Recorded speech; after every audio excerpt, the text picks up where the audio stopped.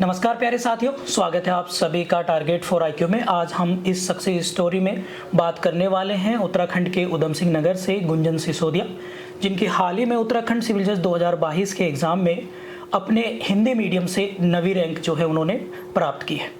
गुंजन, मैं Satyendra target for IQ परिवार की तरफ से आपको कंग्रेचुलेट विश करता हूं एंड इस सफलता के लिए आपको अग्रिम शुभकामनाएं भी देता हूं। Thank you sir, thank you so much.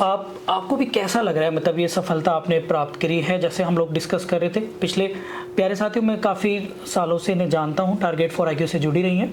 तो गुंजन, ये बताइए कि आप एक एज ए वूमेन जी सर, और इतना लंबा संघर्ष आपका स्ट्रगल रहा, इस इंटरव्यू में हमें जानने को मिलेगा। तो जब रिजल्ट आया, रिजल्ट आने के बाद आपके क्या एक्सप्रेशन थे? सर 6 मई 2024 को जब शाम को इसका रिजल्ट आउट हुआ, क्योंकि जब आप इतनी बड़ा सफलता देख लेते हैं तो थोड़ा सा दिल में एक डाउट होता है कि होगा कि नहीं होगा। तो जब PDF आया, नंबर था, रैंक भी सही थी, तो एक फाइनली टारगेट पूरा हो गया, एक सपना पूरा हो गया, ऐसी वाली फीलिंग आई थी। पर साथ में एक चीज़ ये भी थी कि सफलता तो अपने आप में संपूर्ण तभी मानी जाती है जब आपको वो चीज़ प्राप्त हो जाती है, और जब अच्छे मार्क्स के साथ आता है तो वो एक तरीके से कंप्लीट तभी होती है। तो बहुत अच्छी फीलिंग थी सर, सपना पूरा हुआ है इतने सालों के बाद। बिल्कुल होनी भी चाहिए। अच्छा, तो फिर अब हम आपके सपने को जो आपने अभी साकार किया है इसको जानने की कोशिश करेंगे। बहुत सारे बच्चे, खासकर जो लड़कियां हैं, मतलब जो आपसे सीखेंगी उत्तराखंड में एग्ज़ाम को लेकर, तो सबसे पहले आप अपनी जर्नी को हमें विस्तार से बताइए कि कहाँ से आपकी शुरुआत हुई, कब से आपके मन में आया कि यार मेरे को जुडिशरी लाइन में जाना है, और क्या आपके एक्सपीरियंस रहे अभी तक? सर जुडिशरी एज सच, क्योंकि हमारी फैमिली में ऐसा कोई लीगल बैकग्राउंड है नहीं, और फर्स्ट जनरेशन लॉयर थे जब LLB कंप्लीट किया था, और जुडिशरी का एज मेरे भैया चाहते थे कि मैं ये एग्ज़ाम एक बार कंडक्ट करूं। तो 2014-15 में जब फर्स्ट प्री हम देने गए तो वो क्लियर हो गया। तो अब हमको लगा ऐसे क्लियर हो जाता होगा, तो हम फिर मेंस भी ऐसे लिख कर आ गए थे, उसमें फिर नहीं क्लियर हुआ। तो फिर पता चला कि ये बहुत ही सीरियस एग्जाम है, एक अप्रोच आपको बहुत ही सीरियसली वाला रखना पड़ेगा। हर एक स्टेज की आपको एक स्ट्रेटजी फॉलो करनी पड़ेगी, तभी वो चीज़ें क्लियर होंगी। आप सिर्फ ऐसी नॉर्मल पढ़ के विदाउट स्ट्रेटजी नहीं क्लियर होगा। तो 2014-15 का प्री लिखा, 2014 से स्टार्टिंग, 2014-15 में ऑलमोस्ट 10 ईयर। हाँ सर, 2014 फर्स्ट प्री निकाला था, फर्स्ट ऐसे मींस लिख कर आए थे। उसके बाद 15, 16, 17 में क्योंकि 1-2 बार वैकेंसी नहीं आ रही थी, प्री भी नहीं हुआ। फिर 2018 से सर हमने पूरा एक स्ट्रेटजी फॉलो करी थी। उसके बाद हमने प्री दिया, फिर मेंस तक जा रहे थे। तो 2018 से 2024 तक लगातार मेंस लिखे हैं, उत्तराखंड के भी और यूपी के भी। ये उत्तराखंड का कौन सा मेंस था? सर ये हमारा 5th था, 5वां। और मीडियम आपका? हिंदी मीडियम ही रहा है हमेशा। प्यारे साथियों, बहुत सारे साथी हमसे पूछते हैं सर हिंदी मीडियम में सिलेक्शन होंगे नहीं होंगे। गुंजन इसका साक्षात जो है प्रमाण है, 9वीं रैंक इनकी आई है और हिंदी मीडियम से। तो अब ये आपका प्री निकल जा रहा था जी, हमेशा निकलता था। तो दिक्कत कहाँ आ रही थी फिर मेंस में? दिक्कत ऐसा थी कि कभी कभी आप ना ये बात सोच लेते हो कि आपका मीडियम उसका एक रिस्ट्रिक्शन बना रहा है क्लियर का, तो वो मीडियम का भी रिस्ट्रिक्शन नहीं होता। ये चीज़ आज हमने साबित होती है, क्योंकि मार्क्स हमारे, हम सेटिस्फाइड हैं हमारे मार्क्स से। हम प्री निकाल रहे थे अपनी पढ़ाई के बेस पे, मेंस का अप्रोच शायद हमारा उतना अच्छा नहीं था, हम उस तरीके से पेपर को कंडक्ट नहीं करवाते थे।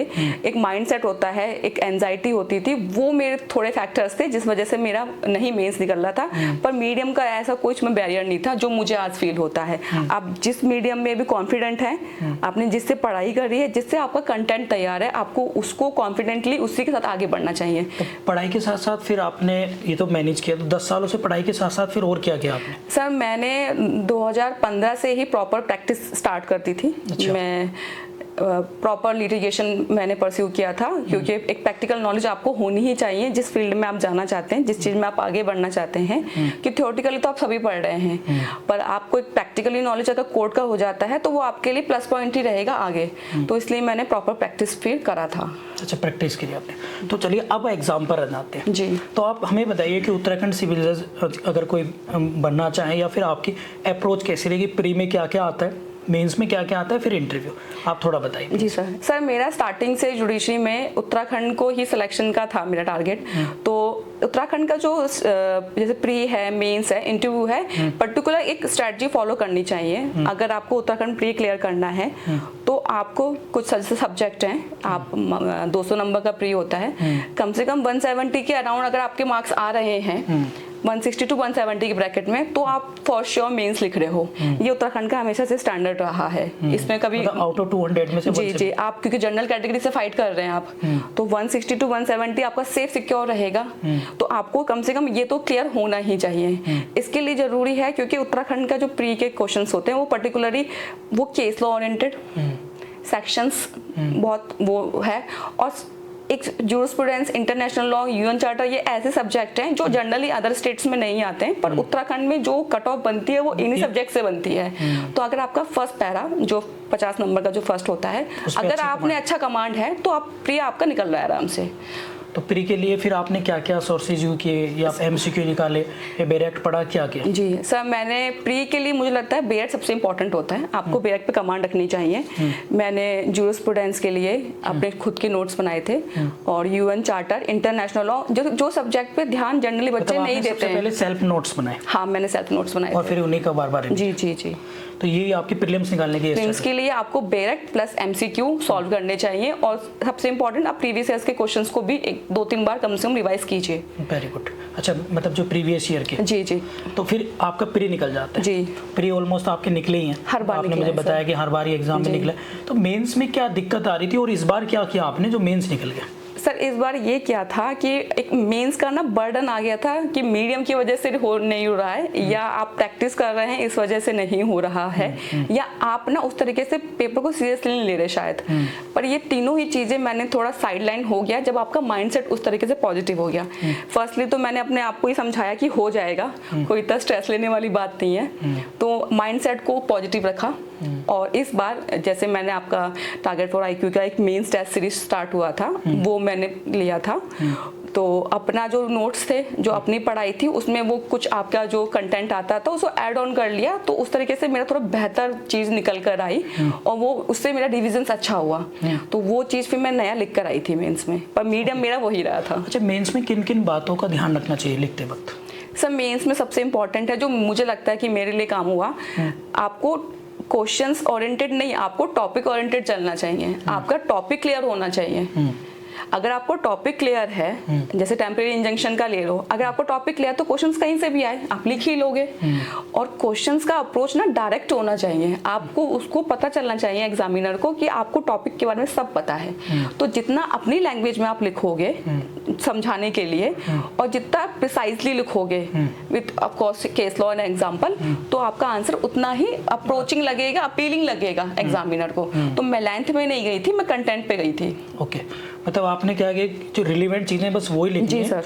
और मतलब ओरिएंटेड लिखनी है। जी जी। अच्छा, मेंस आपका हो जाता है, प्रेजेंट डे को लेकर क्या था? जैसे उत्तराखंड में पढ़ा रहता है, या प्रेजेंट डे का पढ़ाई कंफ्यूजिंग वाला सीन रहता है, तो उसके लिए क्या किया आपने? सर, उत्तराखंड में प्रेजेंट डे सबसे ज़्यादा इम्पॉर्टेंट है पेपर, क्योंकि वो एक तो फर्स्ट डे ही होता है, तो उसी दिन से पता चल जाता है कि आगे के दिन कैसे जाने वाले हैं फर्स्ट पेपर। बिल्कुल। और उसका जो सिलेबस है वो इतना वास्ट है कि आप क्लियर कवर नहीं कर पाते कि कहाँ से आ सकता है, क्योंकि उसमें लिखा हुआ है एक लीगल डेवलपमेंट में तो कुछ भी आ सकता है, केस लॉ भी आ सकता है, बिल्स भी आ सकते हैं, वो अनलिमिटेड है। तो उसके लिए अच्छा है कि आप अपना नॉलेज का कितना एरिया बढ़ा सकते हैं उस चीज के लिए। एज ए लॉ स्टूडेंट आपको पता होना चाहिए कि आपकी सोसाइटी में क्या चल रहा है, क्या नया बिल आ रहा है, क्या नया केस लॉ आ रहा है। और सबसे इंपॉर्टेंट तो ये है कि डेवलपमेंट में एक लॉ स्टूडेंट को पता होना चाहिए कि सोसाइटी में क्या नीड है इस समय, और सुप्रीम कोर्ट या हाई कोर्ट हमारे किस अप्रोच के साथ आगे बढ़ रहे हैं। मतलब जैसे केस लॉज हो गए, जी, केस लॉ इश्यूज हो गए। जी जी। अच्छा, एक उत्तराखंड में आपने देखा होगा, आपको तो पता ही होगा, प्रैक्टिकल भी होता है जी, खासकर कंप्यूटर, और वो अदर स्टेट में होता ही नहीं। उसको लेकर आपने क्या किया और क्या एक्सपीरियंस रहा है आपका? सर, एक तो वो हमेशा से क्वालिफाइड एग्जाम पेपर रहा है, तो वो आप कब क्लियर करोगे तो ही आपकी कॉपीज चेक होंगी, चाहे आप कितना भी अच्छा मेंस लिख कर आए। तो मेरा लास्ट ईयर कंप्यूटर में ही मेरा नंबर नहीं आया था। मैं मतलब कंप्यूटर वाला पेपर प्रैक्टिकल तो वो ही नहीं हो पाया, वो ही क्लियर नहीं हो पाया था, इसलिए मेरी कॉपी चेक नहीं हो पाई थी। तो आप समझ ली कितना इंपॉर्टेंट है वो, बाकी पेपर कितने भी अच्छे हुए हों।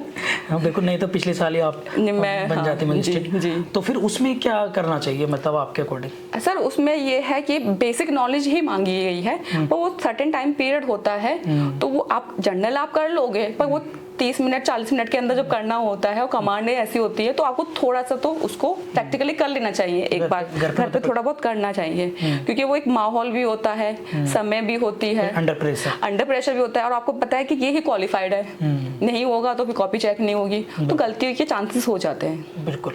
अच्छा, मेंस की हो जाता है, मेंस के लिए और क्या क्या सोर्स यूज़ किया आपने? जैसे कोई बुक्स अगर आप बताना चाहें, या क्या आपकी स्टडी रही मेंस की घर पे जो आपने अपनी स्टडी के दौरान की? सर मेंस के लिए मेरा मानना है कि पहले तो बेसिक कमांड आपका सब कुछ प्लस दे देता है, साथ में आपको स्टैंडर्ड बुक भी पढ़नी चाहिए हर सब्जेक्ट की, और मैंने अवतार सिंह की गाइड भी फॉलो की थी, तो इन तीनों चीज़ों से मेरा मेंस के लिए मैंने तैयार किया था। Very good. अच्छा, मेंस निकल जाता है जी, अब आते हैं इंटरव्यू। जी सर। तो इंटरव्यू इससे पहले कोई दिया था आपने? नहीं सर, ये मेरा फर्स्ट इंटरव्यू। जी। तो इसके लेकर आपने क्या किया? सर इसके लिए जितना हमने आसपास के जानकारी इकट्ठा करी थी और जितना हमने मॉक इंटरव्यूज हमने ऑन यूट्यूब पे जो भी अवेलेबल हैं वो देखा था, एक चीज़ तो कंफर्म थी कि वहाँ कॉन्फिडेंस देखा जा रहा है और आपका अप्रोच देखा जा रहा है कि आप किस तरीके से क्वेश्चंस को एंटरटेन कर रहे हैं। तो वो चीज़ के लिए मुझे लगता है कि प्रैक्टिस ने मुझे काफ़ी फ़ायदा दिया है, क्योंकि आपको एक कॉन्फिडेंस आता है कि आप क्या बोल रहे हो, कैसे बोल रहे हो, कैसे प्रेजेंट कर रहे हो उस आंसर को, तो वो मुझे वहाँ से हुआ। और बाकी मैंने यूट्यूब पे जो भी मॉक इंटरव्यूज थे वो फॉलो किए थे। ओके। अच्छा, अब इंटरव्यू आपका हो जाता है जी। इंटरव्यू होने के बाद आपको लग रहा था कि भाई इस बार सिलेक्शन हो जाएगा?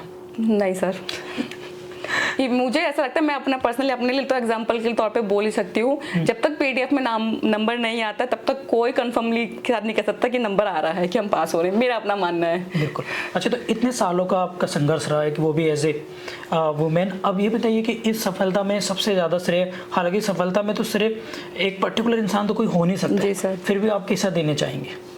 सर मेरे हिसाब से जिन ने इस सफर में मेरा साथ दिया है या किसी भी प्रकार का कोई रोल प्ले किया है, सभी का ही योगदान है, क्योंकि असफलता में भी जो लोग साथ देते हैं वो भी कहीं ना कहीं आपको योगदान ही दे रहे होते हैं। और जब आप 4 बार फेल होते हो और 5वीं बार भी आपसे उम्मीद लगा के बैठते हैं लोग कि होगा, क्यों नहीं होगा, तो वो भी कहीं ना कहीं कारक ही हैं। बिल्कुल। तो मेरे सभी पेरेंट्स हों, चाहे दोस्त हों, चाहे कोलीग हों, चाहे आपका चैनल हो, चाहे हमारा कोर्ट में जितने भी लोग हैं जिनसे भी इंटरेक्शन हुआ है इन चीज़ों के लिए, वो सभी कहीं गाइडेंस सभी का रहा है, क्योंकि एक ही कड़ी होती है जिसमें सबका अपना अपना थोड़ा थोड़ा सहयोग होता है। सर सबसे कुछ ना कुछ सीखने को ही मिलता है और वो आपके लिए काम आता है। Very good.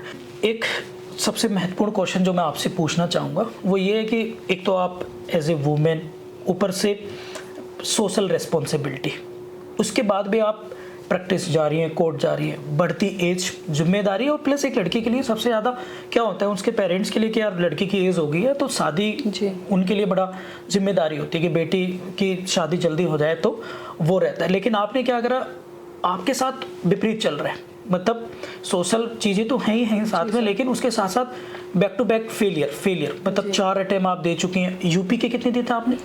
2 यूपी के दिए, 4 2 6 एग्जाम में आप कंटिन्यू फेल हो गए। उसके बाद भी आपने अपने आप को कैसे मैनेज किया, कैसे स्टेबल रखा आपने? सर मैनेज के लिए ये कि जब सपना होता है तो कोई सेकंड ऑप्शन तो होता नहीं है कि हमें वो ही करना था। और social responsibility in the sense कि आप लड़कियों के ऊपर ये एक्स्ट्रा प्रेशर होता है कि आप सर्टेन टाइम पीरियड के अंदर सक्सेसफुल होना है, अगर आप सर्टेन टाइम पीरियड में नहीं होते तो आपको गिव अप करना चाहिए, ये एक है माइंडसेट है यहाँ पर इतनी असफलताओं के बाद भी मेरे माइंड में कभी भी सेकंड ऑप्शन ये नहीं आया, या डाउट नहीं आया कि मुझे ये छोड़ना चाहिए या पर्सनली सेटल हो जाना चाहिए, क्योंकि आपको अपनी मेहनत, अपने समय को भी वैल्यू देना चाहिए। वो मैंने अपने लिए किया है, अपनी मेहनत जो कर रही हूँ वो मेरे पेरेंट्स ने सेक्रीफाइस किया है मेरे लिए, तो मुझे उसको वैल्यू देना था, इसलिए मेरे माइंड में कभी सेकंड ऑप्शन आया ही नहीं कि मैं चलो कुछ और कर लेती हूँ। तो ये एक ऐसा टारगेट था कि जो मुझे अचीव करना ही करना था। तो आपका विजन बिल्कुल क्लियर था मेरे लिए, ना कभी पर्सनली कोई चीज बैरियर बनी, ना ही सोशल कोई बैरियर बना। आप जितनी बार आप अगर घर वाले बोलते होंगे तो कैसे मैनेज किया आपने, कन्विंस करते थे आप कैसे?